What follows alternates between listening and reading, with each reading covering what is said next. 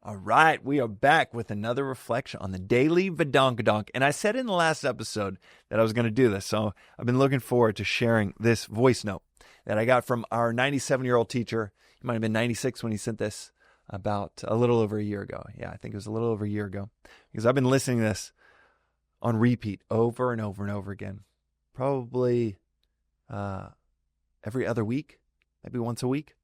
This, and then a quote that I think about quite often. I have as reminders in my email inbox. So they just come up every 5 days, 6 days or so, and alternate. The quote I will share in the next reflection. But right now I'm going to play this voice note that I had asked Swami for. Swami just means teacher in Sanskrit. I had asked Swami for a voice note that I could give to people whenever I was gifting Vedanta Treatise. It's the book that I give away the most, and it is the book that I put in all of the show notes. At least the link should be in the show notes. Write a comment if it's not. And I also reference it all the time, that these podcast episodes, this whole podcast project, might as well just be an on-ramp to reading Vedanta Treatise. The soup to nuts, beginning to end, plain English explanation of the entirety of this philosophy, the compendium of everything that is said within this philosophy, written over 23 years by a Vedantic master, scholar that was also trained in London, and he was a Shakespearean scholar before that, so just a real master of language in all senses. And he lends that mastery to the most important philosophy that, in my opinion, humans have ever come across. The philosophy that points to the truth most succinctly, most directly, Advaita Vedanta. And so Vedanta Treatise is the book. And when I give it to people, I also send them this voice note digitally. You fellows are involved in the world. You believe everything is real and solid. Nothing is. Only thing you got to find out is your real self. You are not the body. You are not the mind. You are not the intellect. You are yourself. Find it out.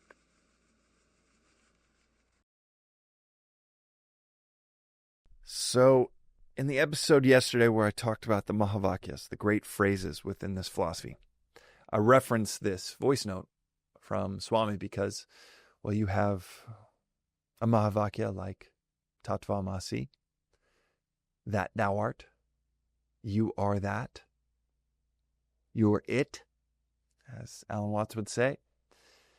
And it can be intriguing, but many of us are like, what? What is that? What does that mean?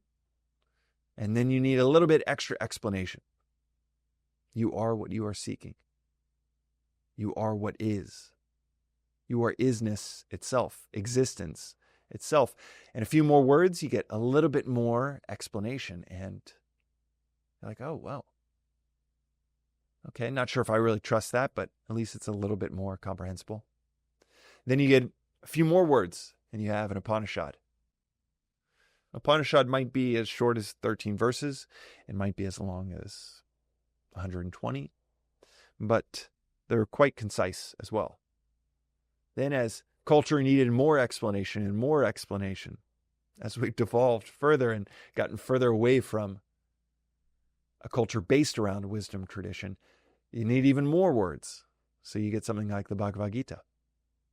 Then 2,500 years later, we find ourselves in today, and the world we live in today, and you need 400 pages, 350 pages, and something like Vedanta Treatise. But I love this voice note because it's about 41 seconds, and it sits right in between. It sits right in between a Mahavakya, a 3-word, cryptic, concise phrase, and in between 120-verse Upanishad. This might as well be an Upanishad. There are about 10 phrases here, and it gets right at the problem and the solution. The problem is you fellows. us fellows, we think, us people, our culture, we think the world is real and solid. But according to the masters, this isn't just Swami saying it, this is the oldest philosophical concept that we still continuously study today, going back 5,000 plus years, and the root of all the Mahavakyas. We think the world is real and solid, and yet the galaxy of sages and saints and lighthouses throughout history have said, nothing is solid. This experience is not solid. Comparison point in Vedanta is always to the dream. In the dream, we think it's real, solid. Other people are separate from us, distinct from us. The walls, the ground, the clothes we're wearing, separate and distinct from us, but solid because we perceive them. See, hear, touch things in a dream and think that they're solid, and obviously they're not. We know in modern physics, everything we think is something is more nothing than it is something. The more we look and try to find the substratum of atoms and particles, electrons, all we discover is more nothing. Nothing is real and solid, and we think everything is.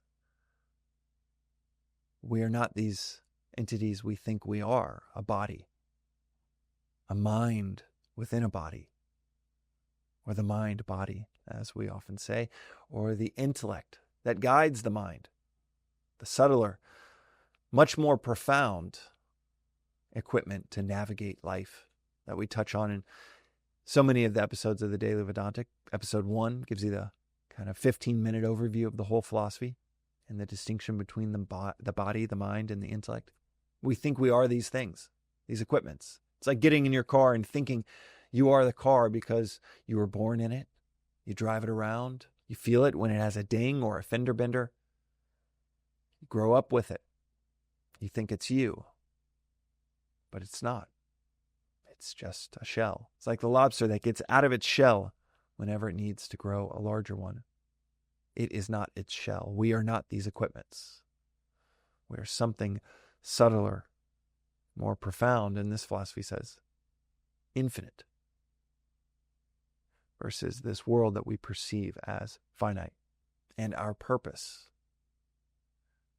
And at the end of this 41-second voice note gets to our purpose. Our purpose is to find this out, to find out what we truly are, not what others have told us we are, not the self-limiting beliefs that say we're this tiny little finite creature in this infinite expanse, dancing around for a few years and then going from not existing to not existing again, or going from not existing to dancing around in some cosmic form up in heaven with 1,000-foot God.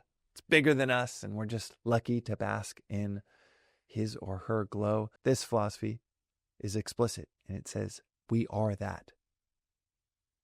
There is no 1,000-foot huge bearded guy in the clouds that we go join after death. We are and always have been that which is, and that which is and pervades everything, the infinite, is consciousness. Again, much like the example of the dream, where there is no stuff in the dream. It's a projection of the mind. And if there was any stuff that everything was made up of, it is just your consciousness, your mind, that creates this perception of clothing and other people and walls and the ground and gravity. It's just a projection of our minds. A perception, but it is a misperception to what is really going on and who you really are. That being in that bed, having that dream. And this philosophy says, this waking state here is just an elevated version of that. And who we are is not the person walking around, having a conversation, dodging traffic. This philosophy says we are not the body, the mind, the intellect that we identify so much with. Our goal in life is to find out who and what we really are. So go back and listen to that voice note again if you'd like. And since it's only 41 seconds and it's something that we have to hear maybe 1,000 times before the penny drops, I'm going to play it once more as we end this reflection on the Daily Vedantic. You fellows are involved in the world. You believe everything is real and solid. Nothing is. Only thing you got to find out is your real self. You are not the body. You are not the mind. You are not the intellect. You are yourself. Find it out. We'll see you next time on the Daily Vedantic.